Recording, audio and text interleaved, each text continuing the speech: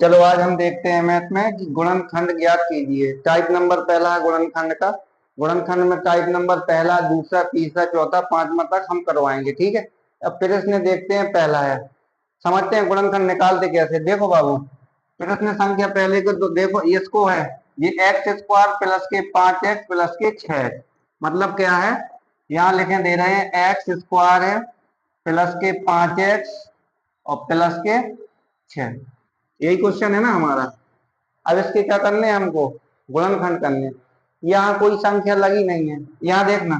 यहाँ जब x के बगल में कोई संख्या नहीं है, एक का अगर गुणा कराएंगे हम x में तो क्या आएगा, एक का गुणा कराएंगे जब एक्स स्क्वायर में तो एक ही में एक्स ही स्क्वायर होगा कि नहीं होगा। और जो यहाँ जो संख्या होती है उसका गुणा किस में कराते हैं, इसको कौन सा एरिया बोलते हैं, बाएं वाला, और इसको क्या बोलते हैं हम, दाएं वाला। समझना अच्छे से। जो बाएं में जो जो मान रखा होगा, जो कौन सी संख्या होगी, एक संख्या होती है हमारी चर और एक संख्या होती है हमारी अचर। ठीक है। चर संख्या वो संख्या होती है जो एक्स वाई जेड, जिसका मान बदल दिया जाए उसे कौन सी संख्या बोलते हैं हम, चर। और जैसे जो प्राकृतिक संख्या होंगी, प्राकृतिक जो प्राकृतिक संख्या होती जिसका मान नहीं बदलता है वो होती है जैसे अचर। 1 2 3 4 5। 5 को कभी 9 बोलोगे क्या तुम, नहीं ना। एक को क्या है, एक, जिसका मान बिल्कुल फिक्स हो उसको कौन सी संख्या बोलते हैं हम, अचर संख्या।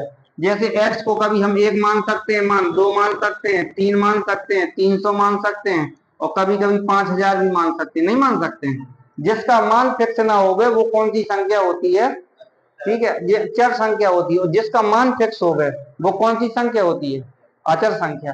तो यही हम बता रहे हैं, यहाँ समझना अच्छे से। चर और अचर समझ गए ना तुम। देखो अच्छे से समझना, एक एक चीज बिल्कुल क्लियर होगी। ये वाला बाएं छेद थे, ये वाला दाएं छेद थे। अगर यहाँ पर अचर संख्या जो होगी, अचर संख्या गुणा किस में कराते हैं हम, अचर संख्या गुणा अचरही संख्या में कराते हैं। तो यहाँ एक है ना, तो एक का गुणा कराएंगे तो 6 में तो कोई अंतर मिलेगा नहीं। तो सीधे एक का गुणा ना करा के डायरेक्ट हम यहाँ देखते हैं। जैसे 6 है, ये हमको 6 है, 6 को ऐसे भागों में तोड़ना है कि गुणा कराने में, 6 को दो ऐसी संख्याओं में तोड़ना है कि गुणा कराने में कितना आना चाहिए, 6, और योग करने में कितना आना चाहिए, 5। अब कौन सी संख्या, जैसे हम चेक कराते हैं 6 को, अब 6 को हम बाबू चेक कराएंगे तो हम इसके लेंगे 6 है, 2 का भाग लगाएंगे तो कितना जाएगा, 3, और 3 का भाग 3 एकम 3। अब 6 को ऐसे भी तोड़ सकते हैं, 6 और 1, गुणा कराने में कितना आना चाहिए, 6। तो 6 का गुणा 1 में कराओगे तब भी तो 6 आ रहा है। और एक है कौन संख्या, 3 गुणा के 2, तो 3 दूनी 6। लेकिन जोड़े में 6 और 1 ये 7 आ रही है, हमको चाहिए कितना, 5।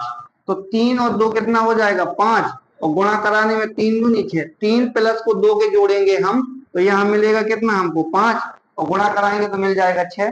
तो इसके कितने खंड हैं, 2। 2 खंडों में हम तोड़ते हैं, गुणनखंड में कितने में तोड़ते हैं, 2 में।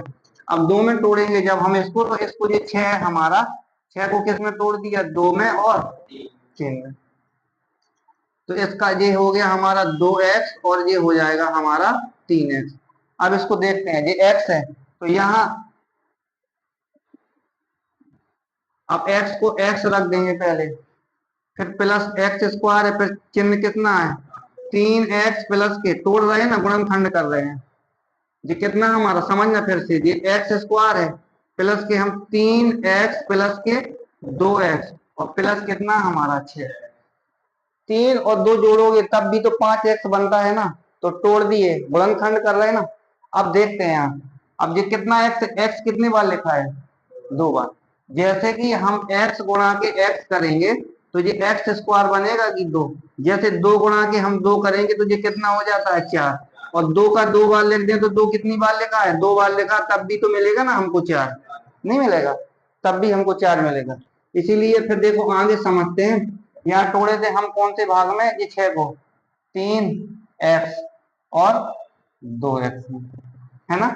3 दूनी 6 और 3 और 2 5, हो गया ना। अब इसको तोड़ते हैं, x गुणा के x, चिन्ह किस चीज का, प्लस, 3 गुणा के x, चिन्ह किस चीज का है, प्लस का, तो प्लस लिख देंगे, 2 गुणा के एक्स।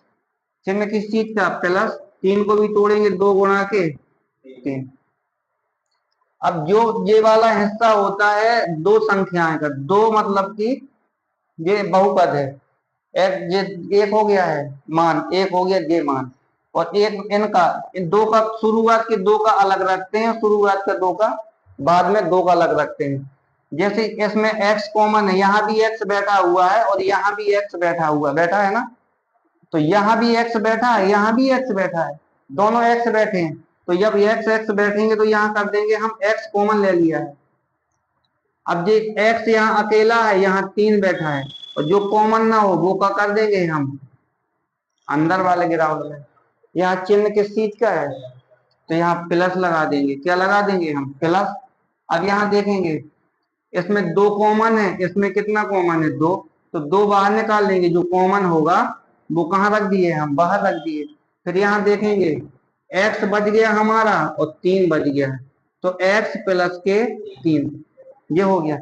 जब तुम्हारे ये दोनों मान सेम आ जाए तो तुम्हारा गुणनखंड क्या होगा, सही।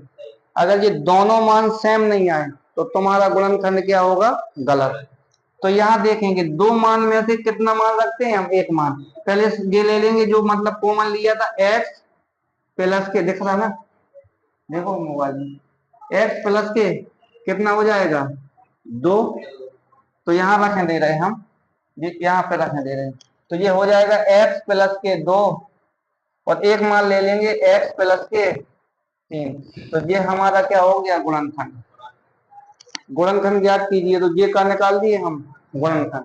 अब ये दोनों गुणनखंड से फिर पुनः हम यही मान बना सकते हैं ना, x प्लस के, समझना अच्छे से, x प्लस के 2 कोष्टक, फिर x प्लस के क्या हो जाएगा 3, x प्लस के क्या हो जाएगा 3, तो x का गुणा कराएंगे x में तो कितना मिल जाएगा हमको, x स्क्वायर, प्लस 2 गुणा x कराएंगे तो कितना हो जाएगा जी, 2x, फिर किस चीज की है, प्लस का है, 3 का गुणा कराओगे पहले x में तो 3x, और 3 का गुणा कराओगे 2 में तो 3 दूनी 6।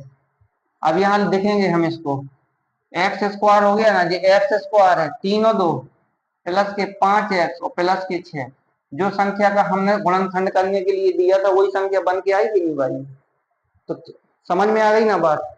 चलो देखते हैं दूसरा क्वेश्चन।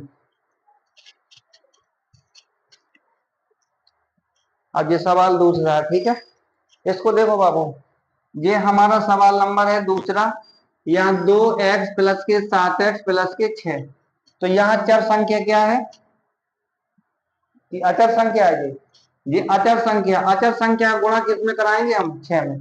पहले 1 था तो 1 का गुणा 6 में कराए थे तो 6, अब यहाँ जो 6 में गुणा कराएंगे तो क्या मिल जाएगा हमको, 6 दूनी 12, तो इस 12 को तोड़ेंगे ऐसे बैग 12 को कि गुणा कराने में कितना आ जाए, दो अंकों में तोड़ेंगे 12 और जोड़ने में कितना आ जाए 7, तो तोड़ते हैं हम, 4x प्लस 4x और 3x, तो 4 और 3 7 और 4 3 12, गुणा कराने में 12 हो गया, टूट गया ना, तो इसका मान रखते हैं हम, ये तो हमने तोड़ दिया है, अब रखेंगे हम 2x प्लस के 4x प्लस के 3x प्लस के 6, अब पुनः करेंगे 2 गुणा के x प्लस के 2 गुणा के 2 गुणा के x प्लस के 3 गुणा के x प्लस के 2 गुणा के 3, तोड़ दिया, संक्षिप्त रूप में तोड़ा इसको हमने।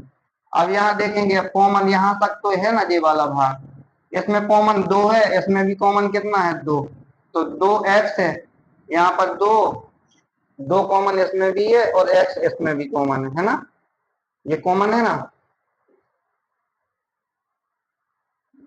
सवाल गलत तो नहीं था, हाँ, यहाँ एक्स स्क्वायर करा लेना, सॉरी, तो यहाँ एक्स स्क्वायर करा लोगे तुम, तो यहाँ देखना ये 2 गुणा के x गुणा के x, तो 2 इसमें कॉमन है, एक x कॉमन है, तो 2x कॉमन ले लेंगे, बचा हमारा कितना x प्लस के, और यहाँ बच गया कितना 2, अब प्लस का चिन्ह है, यहाँ कॉमन क्या है 3 और 3, तो कॉमन 3 निकाल लिए हम, बच गया x प्लस के 2, तो यहाँ देखेंगे एक बार ये 2x हो गया है और प्लस के कितना है 3। एक मान ये हमारा आ गया है, एक मान ये 2x कॉमन कॉमन होता है, ये 3 है, तो एक मान हमारा ये हो गया है। और दो मान सेम आए तो एक मान यहाँ रख देंगे, तो x प्लस की कितना हो जाएगा 2। हो गया ना। तो दूसरा गुणनखंड समझ गए ना। ये मान लेते, अब पहले ही टाइप चल रहा है, कल हम तुमको बताएंगे दूसरे टाइप के। आज पहले टाइप के दोनों क्वेश्चन करके आइएगा, फिर कल दूसरे टाइप के बताएं।